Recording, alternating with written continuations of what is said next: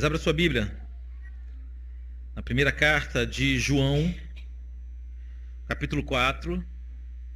Vamos ler do versículo 7 ao 12. Todos acharam? Diz assim a palavra de Deus. Do 7 ao 12. Amados, amemo-nos uns aos outros, porque o amor procede de Deus.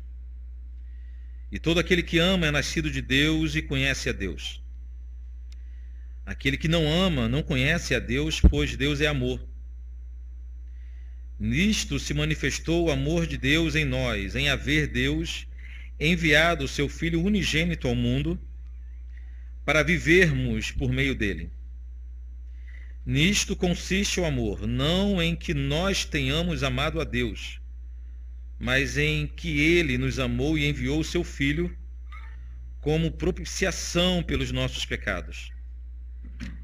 Amados, se Deus de tal maneira nos amou, devemos nós também amar uns aos outros. Ninguém jamais viu a Deus. Se amarmos uns aos outros, Deus permanece em nós e o seu amor é em nós aperfeiçoados. Somente até aqui. Pai querido, nós louvamos teu nome porque mais uma vez tivemos a chance de ler uma porção das Sagradas Escrituras nessa manhã. Clamamos que o Senhor permaneça falando conosco agora através da exposição.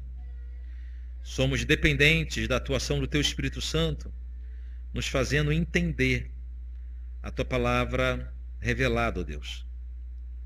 Em o nome do Senhor Jesus. Amém.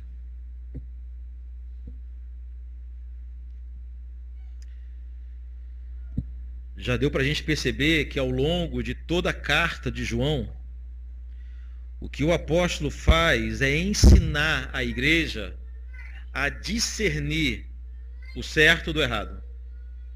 Nós sabemos, já falei do contexto dessa carta várias vezes. A igreja estava sob ataque, falsos mestres ensinavam heresia para a igreja, falsas doutrinas à igreja, e com isso muitos irmãos já estavam sucumbindo. Muitos irmãos já estavam cedendo. Muitos irmãos já estavam compreendendo o Evangelho da forma errada. Compreendendo a palavra de Deus da forma errada. João então escreve essa carta, e o Evangelho também, para ensinar a igreja a discernir o certo do errado. O verdadeiro do falso profeta. O verdadeiro do falso mestre. Dá para notar que a preocupação de João era capacitar a igreja para que a igreja não fosse mais enganada por falsos pregadores. Além disso, o apóstolo também ensinou os crentes a fazerem, em primeiro lugar, um autoexame. Chegou a um ponto tão terrível de que falsas crenças, heresias, tinham contaminado tanto a igreja, que a igreja já estava sendo frequentada por falsos crentes. Então João, ele ensina as pessoas a identificar primeiro em si, se elas eram de fato verdadeiros filhos de Deus ou não. Para depois identificar nos irmãos quem de fato é verdadeiro filho de Deus ou não. Os irmãos vão lembrar que quando passamos pelo capítulo 2, vimos que João citou duas marcas dos verdadeiros cristãos: a firmeza doutrinária e o amor fraternal. Lembra dessa mensagem? Foi no capítulo 2, do versículo 3 ao 11, foi a quarta mensagem dessa série. Aprendemos naquela ocasião que uma igreja de verdade deve ter pelo menos essas duas marcas: o amor pela doutrina e o amor pelos irmãos. Doutrina e amor devem andar juntas sempre. Quando Deus deu a esse mesmo João 7 cartas, para que ele levasse a 7 igrejas da Ásia Menor, 2 cartas nos chamam a atenção, e eu citava isso naquela mensagem. Uma carta foi para a igreja de Éfeso, que era uma igreja exemplo na doutrina. Nenhuma igreja foi tão elogiada quanto Éfeso na matéria doutrinária, óbvio. Quem plantou foi o apóstolo Paulo, pastoreada por Timóteo, por João. Maria, mãe de Jesus, era membro de Éfeso. Então, quando Deus mandou uma carta para essa igreja, elogiou a forma como eles perseveravam, eles eram firmes na doutrina. Porém, aquela igreja que era firme na doutrina era um fracasso no amor. E por isso ela foi censurada pelo Senhor. Em contraponto, a carta à igreja de Tiatira, o Senhor denunciou uma igreja que era o exemplo no amor, mas uma vergonha na doutrina. Tiatira era aquele tipo de igreja que, por causa do amor, tolerava tudo e tolerava todos. Mas era uma vergonha na doutrina.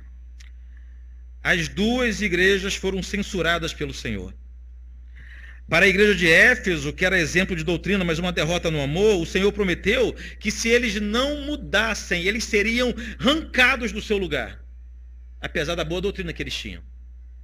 Para a igreja de Tiatira, que era um exemplo de amor, o Senhor prometeu o seguinte: se vocês não mudarem, eu vou deixar vocês enfermos e mortos, apesar de serem exemplos no amor.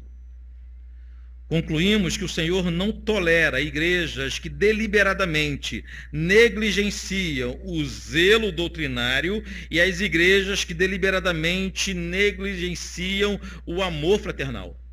Não tem como abrir mão de nenhuma dessas duas marcas. Aqui no capítulo 4, que começamos já há algumas semanas, nos deparamos novamente com esses mesmos assuntos. O teste da doutrina e o teste do amor. Semana passada vimos um exemplo de teste doutrinário. João nos ensinou, no texto que lemos semana passada, a identificar um falso mestre. Lembra disso? Pelo que João escreveu no início do capítulo 2, passamos semana passada, nós podemos identificar um falso mestre a respeito de Jesus. Um falso mestre ou um verdadeiro profeta, um verdadeiro pastor, um verdadeiro pregador é identificado não por sua eloquência, não por seus milagres, mas sim pelo que ele prega a respeito de Cristo. Se prega Cristo da forma que a Bíblia diz, é um verdadeiro servo de Deus. Agora, se ele inventa um Jesus diferente das Escrituras, é um falso mestre. É um exemplo de teste doutrinário que passamos semana passada. Hoje, no trecho que lemos, mais uma vez, João propõe o teste do amor. Essa é a terceira vez que João trata desse assunto somente nessa carta. Porém, agora, mais do que explicar o que é amor, mais do que explicar o que é viver em amor, João vai dedicar essa parte da sua carta para falar sobre a fonte do amor. De onde o amor vem? O que faz o amor bíblico, o amor cristão, ser algo tão excelente? O que faz o amor bíblico ser algo completamente diferente daquilo que o mundo chama de amor? É isso que ele nos ensina aqui. Então, queridos, por que o amor bíblico é diferente do amor retratado nas músicas, no cinema, nas novelas do mundo? O que faz o amor cristão, o amor verdadeiro, ser diferente daquilo que o mundo chama de amor? João nos ensina que o que faz o verdadeiro amor ser tão sublime é a sua fonte, é a sua origem. A diferença do amor cristão para aquilo que o mundo chama de amor é a fonte, é a origem, é a raiz. É isso que ele explica aqui. Começando já pelo versículo 7. O primeiro versículo que nós lemos hoje. Mantenha a sua Bíblia aberta nesse texto. Olha o que diz o versículo 7. Amados, amemo-nos uns aos outros, porque o amor procede de Deus. É assim que está na sua Bíblia? Procede de Deus. No trecho anterior que vimos semana passada, João tinha exortado a igreja a desenvolver a habilidade de verificar a fonte do que ela ouve. Semana passada aprendemos isso. O texto da semana passada começa assim: não dês créditos a qualquer espírito. Antes, verificai se é o espírito da verdade ou o espírito do engano. Aqui o raciocínio é o mesmo. João nos ensina a verificar a fonte do amor. João nos ensina que a igreja precisa discernir o que há por trás desse sentimento que nós e o mundo chamamos de amor. É discernimento que precisamos ter. João, depois de mais uma vez exortar os irmãos a amar uns aos outros, ao amor mútuo, e já falamos do amor mútuo aqui várias vezes só nessa carta, João ofereceu o motivo pelo qual os crentes devem amar uns aos outros. O motivo é que o verdadeiro amor não vem de nós, não vem de outra fonte, não vem de outro lugar. O verdadeiro amor vem somente de Deus. Agora a questão, irmãos, é que quando nós passamos a entender que o amor procede de Deus, fatalmente chegaremos a duas conclusões. Preste atenção. Guarde essa primeira lição. O amor procede de Deus, afirmação da palavra de Deus. Isso nos leva a duas conclusões. A primeira, agora sim podemos entender por que o que nós chamamos de amor e o que o mundo chama de amor não pode ser a mesma coisa. O que nós entendemos como sendo amor e o que o mundo entende como amor não pode ser a mesma coisa, porque as fontes são completamente diferentes.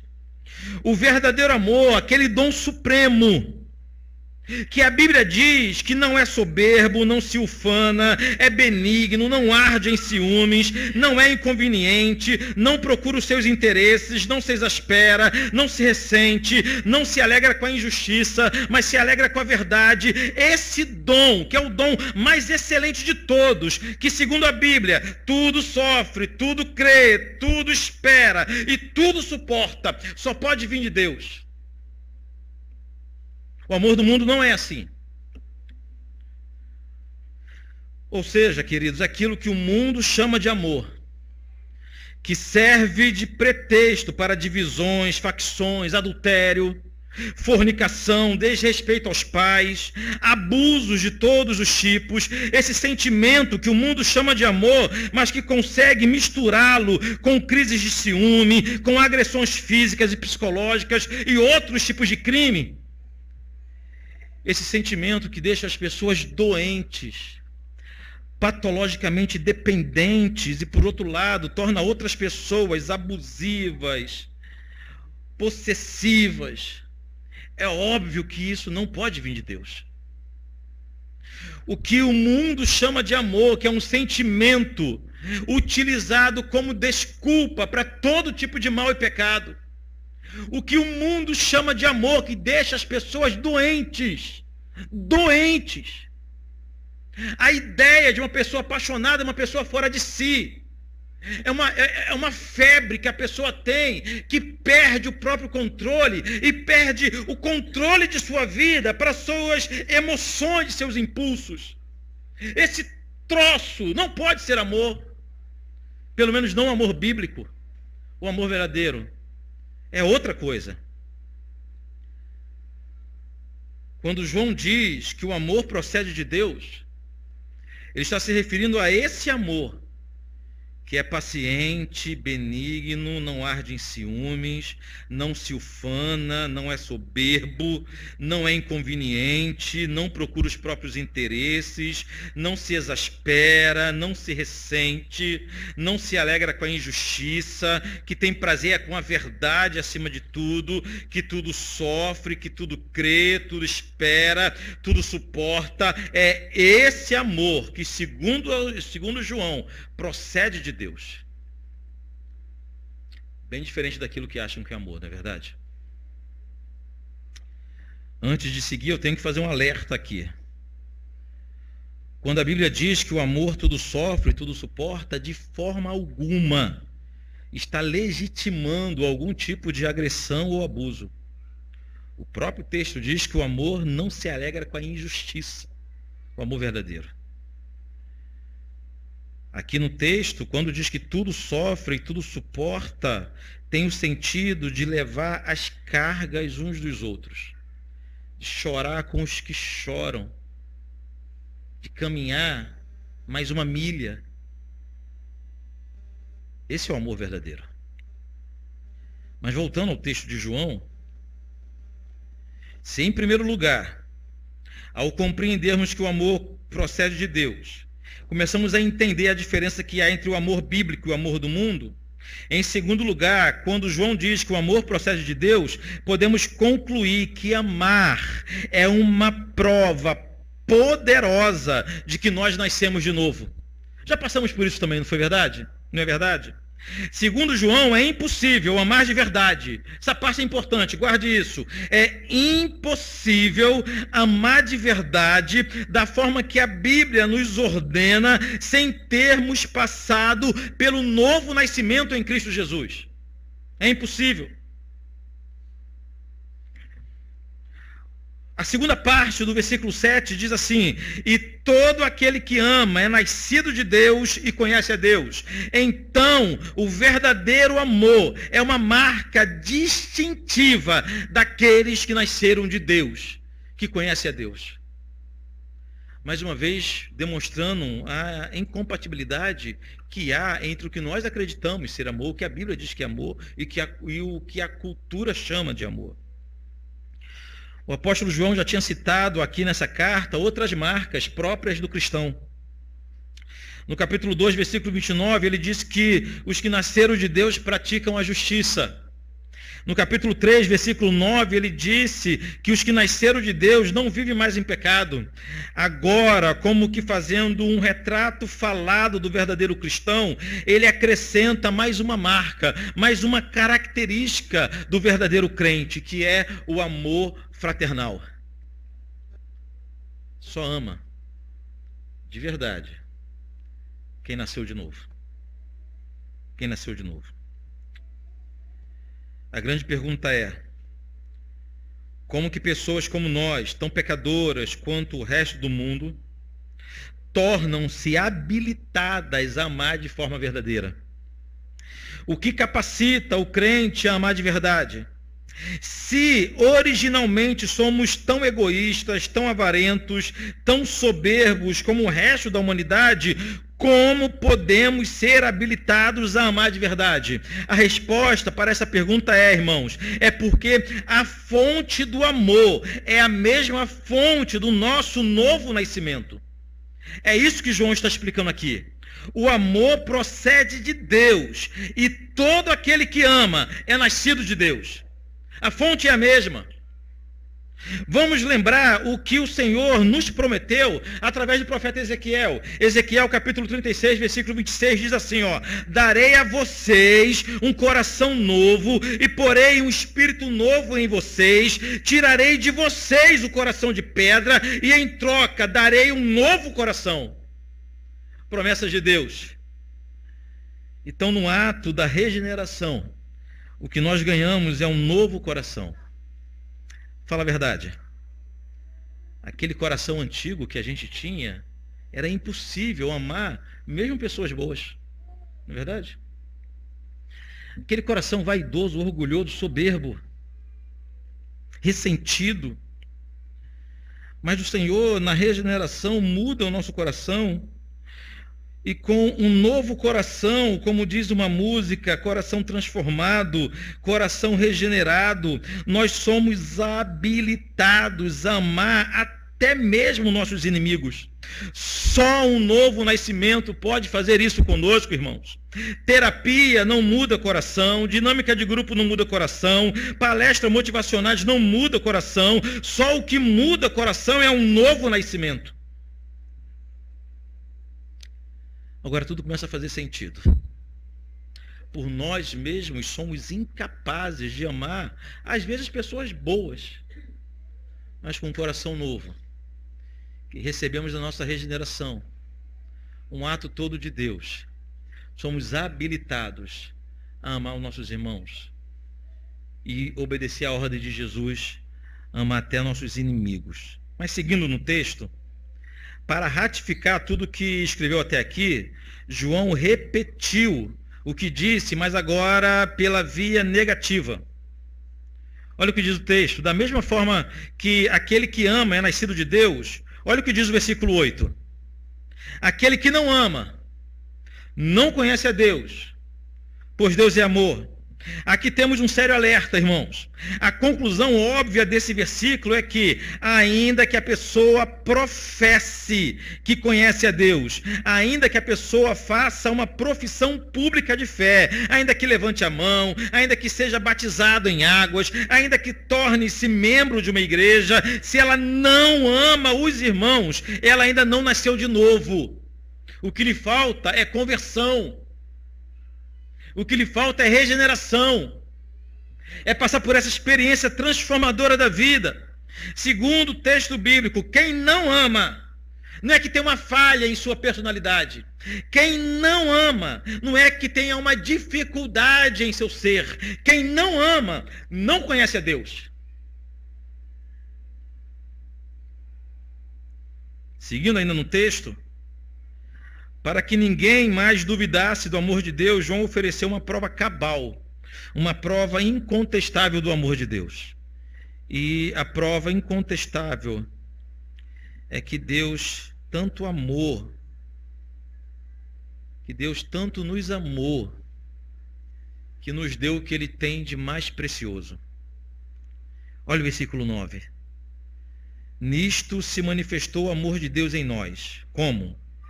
Em haver Deus enviado o seu Filho unigênito ao mundo para vivermos por meio dele. A prova de amor de Deus é que ele nos deu o seu Filho. Há outras provas de amor de Deus. A criação é uma prova do amor de Deus.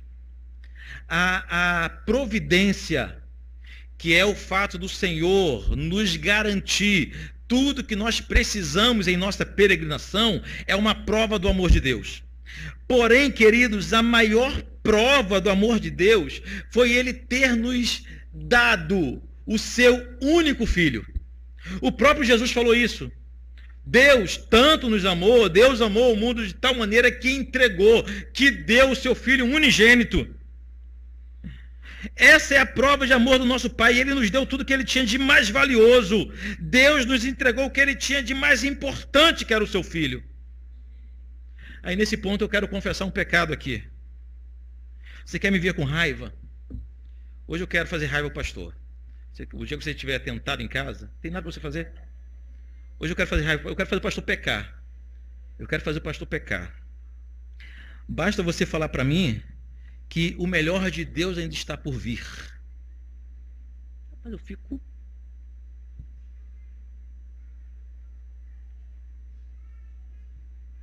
Esses dias assisti um trecho de um culto aqui perto da gente, uns homens barbados, grandão, assim, igual o Guilherme, abraçado e cantando, o melhor de Deus ainda está por vir.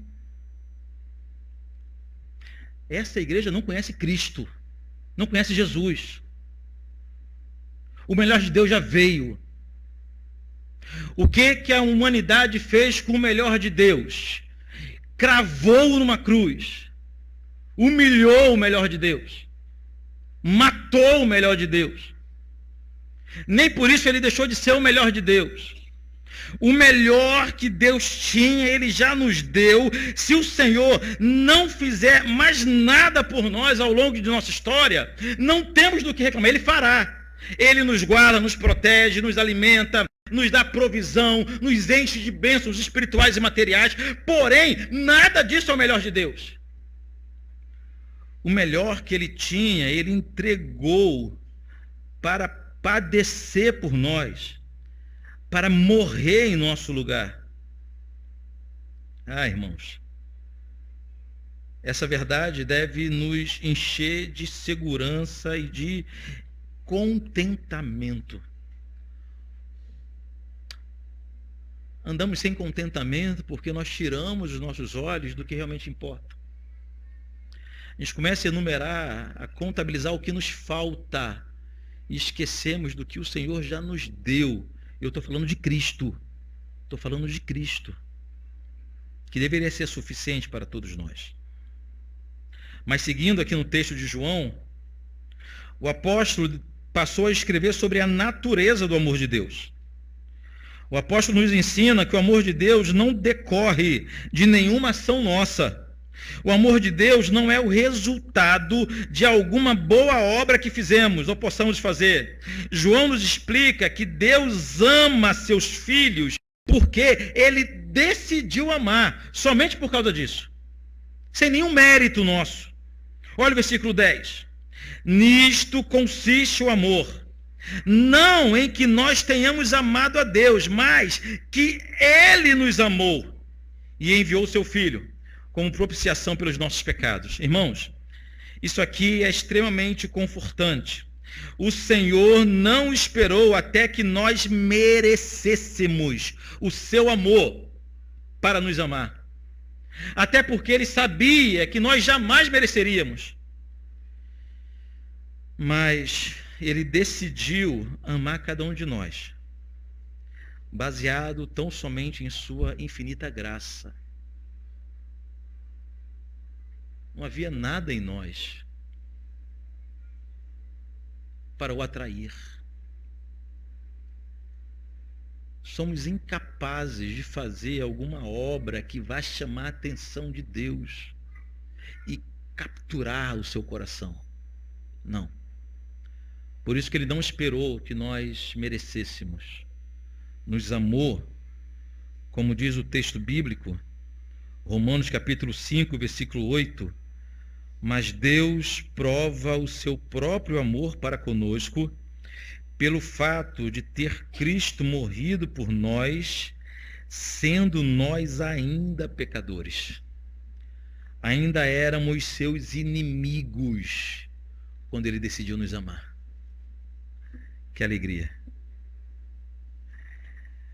A realidade, e por que eu digo que isso é extremamente confortante? Porque como não dependeu da gente ele nos amar, não há nada que façamos também que seja capaz de mudar o que Deus sente ao nosso respeito. O amor de Deus não depende de nós. Pelo contrário, ele nos ama apesar de nós. Seguindo em sua carta, João mais uma vez exortou os crentes ao amor fraternal, mas agora com outro argumento. Olha o versículo 11. Amados, se Deus de tal maneira nos amou, devemos nós também amar uns aos outros. Nesse ponto, João passa a apontar o amor de Deus como parâmetro, como o modelo supremo do amor. Se Deus de tal maneira nos amou, devemos nós amar uns aos outros. O raciocínio aqui é bem simples. Assim como Deus nos amou, da mesma forma que ele nos amou, devemos amar nossos irmãos. E a pergunta é, como foi que Deus nos amou? Segundo João acabou de nos ensinar, Deus nos amou sem nós merecermos. Nós não merecíamos. Então, queridos, por que esperamos que as pessoas façam por merecer para que nós dediquemos amor a elas? Por quê? Porque selecionamos na igreja os que terão o privilégio de receber do nosso amor. Olha só. Como podemos chegar à conclusão de que há pessoas na congregação que não são dignas do nosso amor? João disse o seguinte, da mesma forma que o Senhor amou, porque decidiu amar, é assim que devemos amar uns aos outros. Não ficar esperando que a pessoa melhore. Não dá tempo, dá oportunidade para as pessoas provarem que são dignas de serem amadas. Irmãos, que loucura. Se o Senhor fosse fazer isso conosco, se o Senhor agisse assim conosco, nós jamais seríamos objeto do seu amor. Nós só agimos assim, irmãos, ficar selecionando, esperando as pessoas se tornarem dignas do nosso amor, porque o nosso referencial de amor, o nosso modelo de amor não é o Senhor Jesus, não é o Senhor. Fala a verdade. O nosso modelo de amor é o que nós aprendemos com essa cultura perversa, que ama os que são amáveis, que ama aqueles que te conquistam somente. A pessoa tem que se desdobrar para poder ganhar o coração da pessoa amada. Não podemos ser assim. com o Senhor e não com as novelas da televisão. O essencial de amor é o Senhor e não as músicas populares. Temos que aprender a amar com o Senhor e não com os poetas, e não com o Vinícius de Moraes.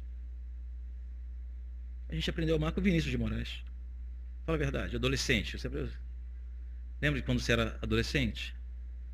Escrevendo um poema lá para a menina, para o rapaz? Não fez isso não? Vinícius, é bacana. E de tudo ao meu amor serei atento antes. Lembra disso? E com tão zelo e sempre tanto, que mesmo em face de maior encanto, nele se encante mais o meu contentamento. Irei vivê-lo em cada bom momento. A gente não sabe nem o que significa isso. Eu escrevia. E assim, quando mais tarde me procure, quem sabe a morte, a angústia de quem vive, quem sabe a solidão, o fim de quem ama. Eu possa me dizer do amor que tive, que não seja imortal, posto que a chama, mas que seja eterno enquanto dure. Que conversa é essa? Que é isso? Tati caiu. Que conversa é essa? A gente aprendeu a amar assim. Um negócio estranho, e quantos relacionamentos foram destruídos porque depositaram os seus sonhos naquele engodo, naquele simulacro que o mundo chama de amor. Versículo 11, se Deus de tal maneira nos amou, devemos amar também uns aos outros. O nosso referencial de amor não são as novelas, não são os romances, não são os poetas, não são as músicas, por mais belas que elas sejam. O nosso referencial de amor é o Senhor. A palavra de Deus, através do apóstolo Paulo aos maridos, falou o seguinte: homens, amai suas esposas como quem? Como quem? Como Romeu amou Julieta. Como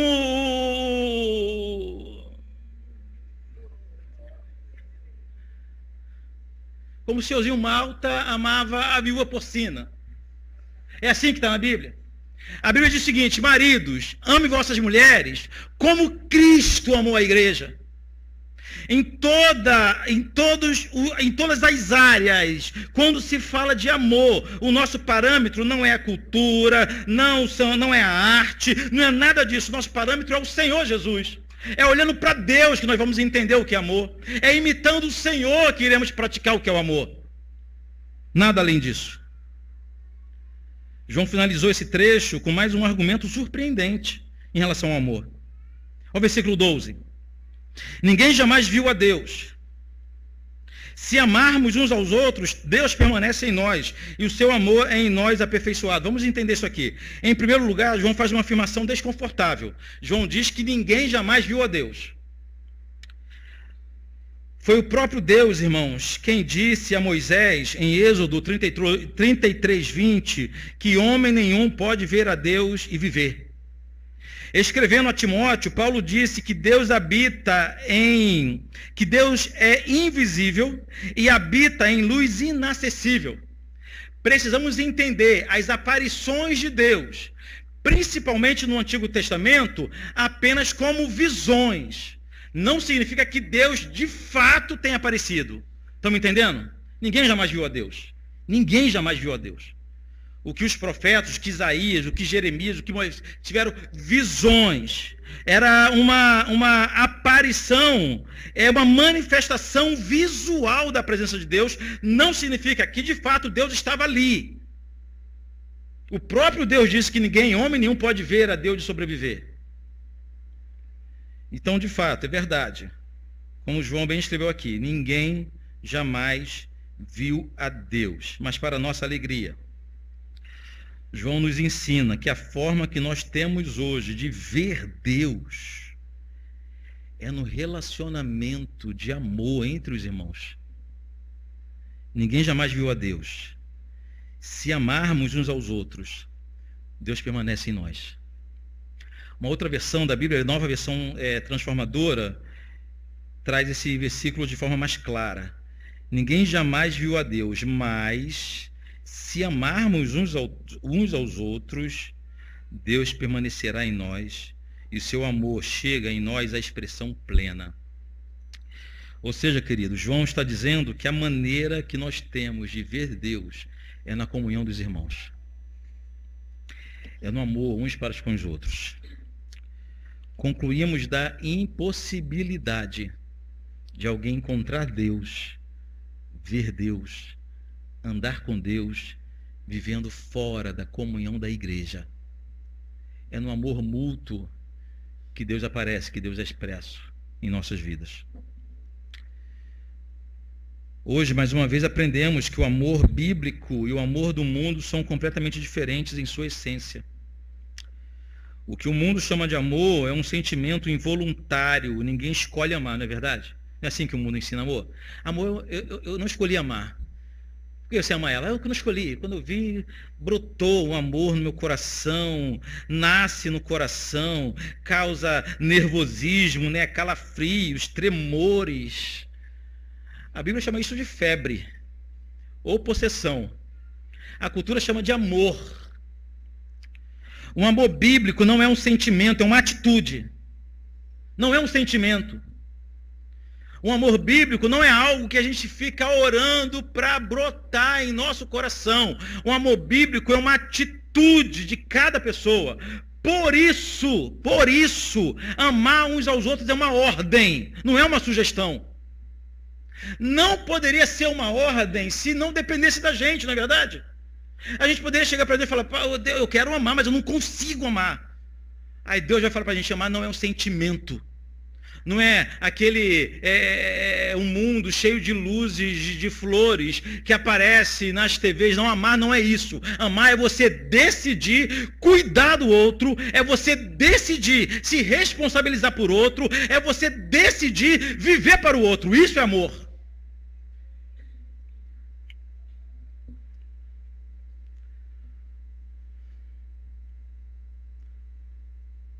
Muitos relacionamentos acabam porque acaba o calafrio, acaba a febre, acaba a tremedeira. Os que permanecem são aqueles que sabem que empenharam uma palavra e que entendem que amor é servir, decidir servir o outro. Eu preciso terminar com algumas aplicações aqui. Aplicações práticas que resultaram dessa nossa reflexão de hoje. Em primeiro lugar, não saia daqui hoje sem demonstrar o seu carinho e afeto por pelo menos alguns irmãos. Não é para forçar a barra fingindo simpatia, não é isso.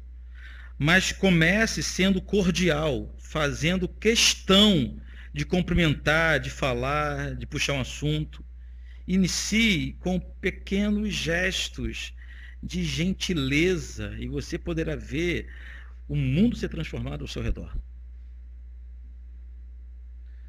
Eu digo isso porque não adianta a gente ouvir pela terceira vez aqui na carta de João que nós devemos amar uns aos outros e nós não partirmos para ações práticas, concretas. Então, use hoje. Não sai daqui sem falar com alguns irmãos. Procure aqueles que você falou pouco, conhece pouco. Pergunta um nome que você provavelmente não saiba. Viva para ele.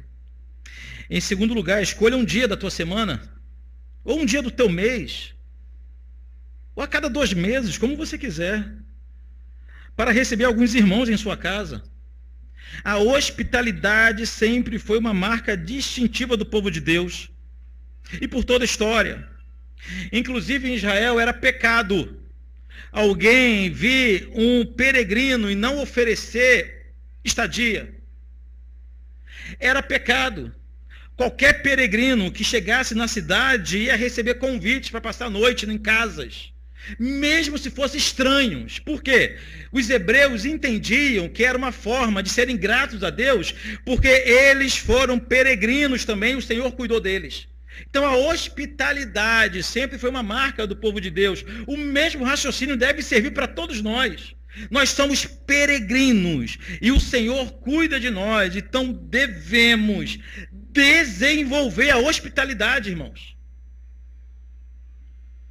Em terceiro lugar, decida hoje mesmo a não esperar mais, até que teus irmãos sejam dignos de teu amor. Lembre-se que se Deus fosse esperar você ser digno, jamais te amaria.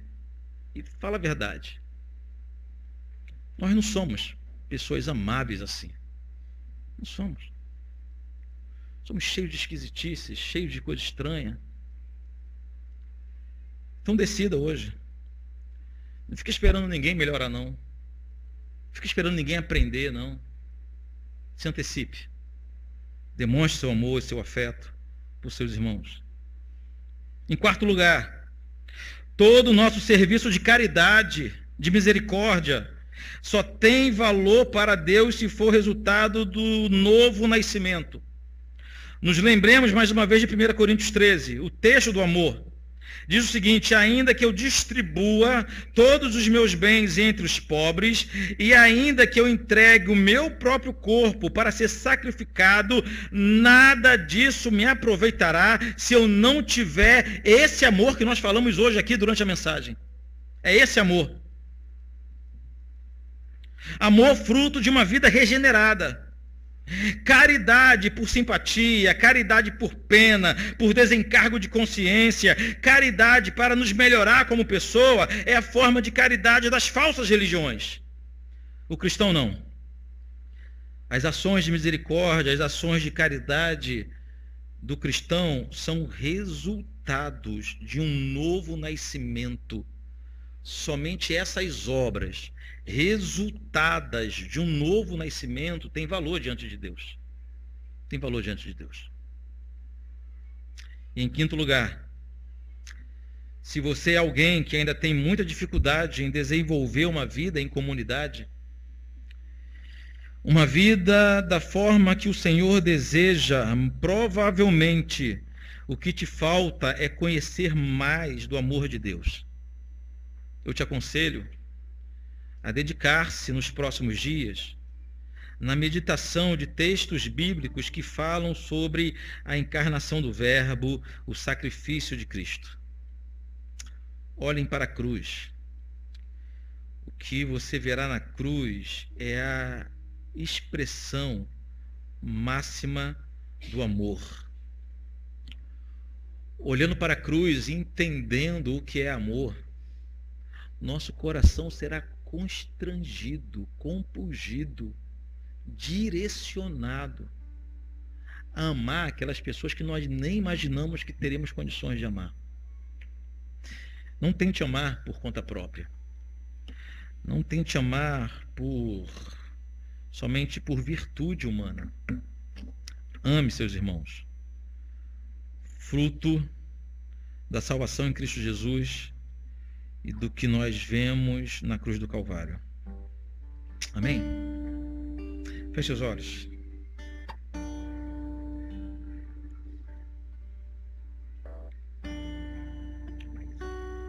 Maísa.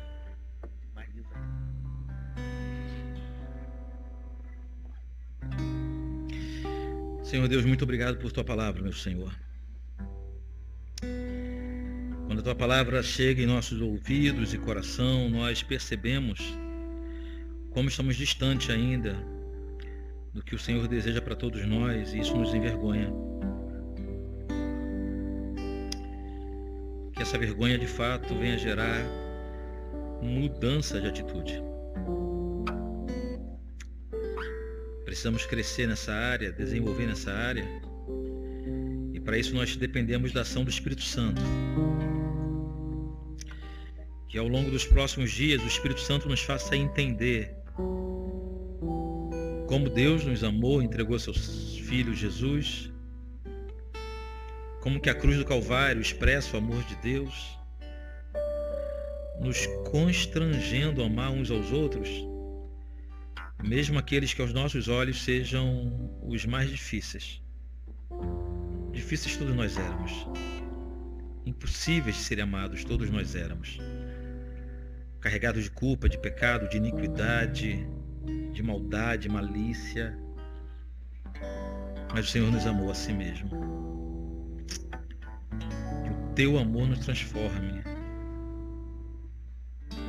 de Jesus. Se os problemas parecem não ter solução, quando as mágoas inundam o teu coração, há alguém que atende a tua oração. Jesus Cristo, Mestre, Senhor, Ele é o dono da chuva, do sol e do ar, é Senhor da alegria, da dor, do chorar. Ele é o dono dos montes, do céu e do mar, é Senhor das crianças, das preces, dos hinos. Ele é meu e também teu Senhor.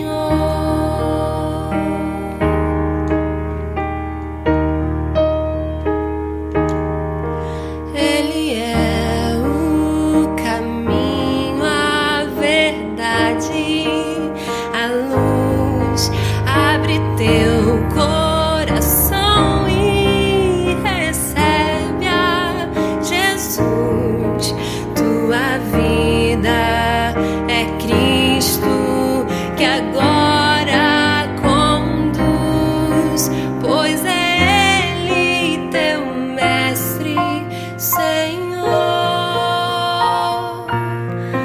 Ele é o dono da chuva, do sol e do ar, é Senhor da alegria, da dor, do chorar.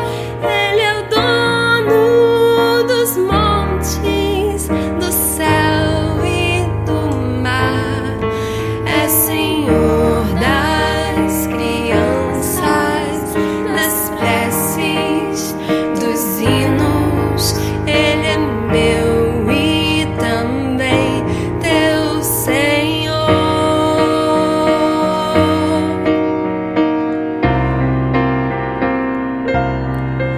Como é bom caminhar nesta luz, nesta paz.